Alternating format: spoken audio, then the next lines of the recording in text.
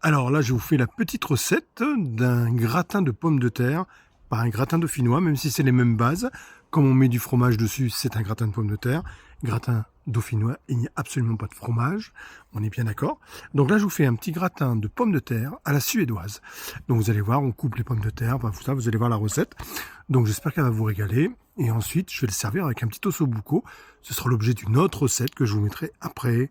Allez, on démarre ce petit gratin à la suédoise de pommes de terre, qui est pas mal du tout, très facile à faire. À goût.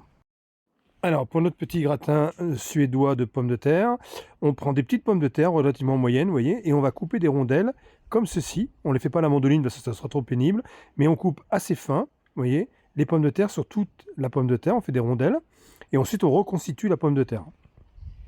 Et ensuite, on va le mettre dans notre plat gratin, comme ça, reconstitué. Comme ça, la cuisson va être parfaite et à la présentation, vous pourrez étaler les pommes de terre. Et c'est un peu le principe du gratin dauphinois. Mais gratin dauphinois, il n'y a pas de fromage. Donc là, je mets mes petites pommes de terre, vous voyez, dans mon petit gratin, dans mon plat gratin. Je sale avec du gros sel de Guérande. Voilà. 3 petites gousses d'ail que je vais hacher grosso modo. Je lâche pas très très fin. Je laisse de l'ail assez épaisse. Vous voyez, quand même assez des gros morceaux. Ça va donner encore plus de goût d'ail. Voilà. Et ensuite, je mets de la crème à 30% de matière grasse. Vous voyez, hop. Pendant ce temps-là, mon four est à 180 degrés, pardon. Le four est à 180 degrés. Donc là, je mets vraiment la crème bien recouvert les pommes de terre. Hein. Et là, je mets du chèvre. Je mets pas du Emmental ou quoi. Je mets vraiment du chèvre et j'en mets beaucoup. Hein. Vous voyez, je garnis une grosse couche de fromage au-dessus. Et je vais le mettre 50 minutes à 180 degrés. Et au bout de 50 minutes, voilà, regardez, vous prenez ça dans l'assiette, vous le mettez.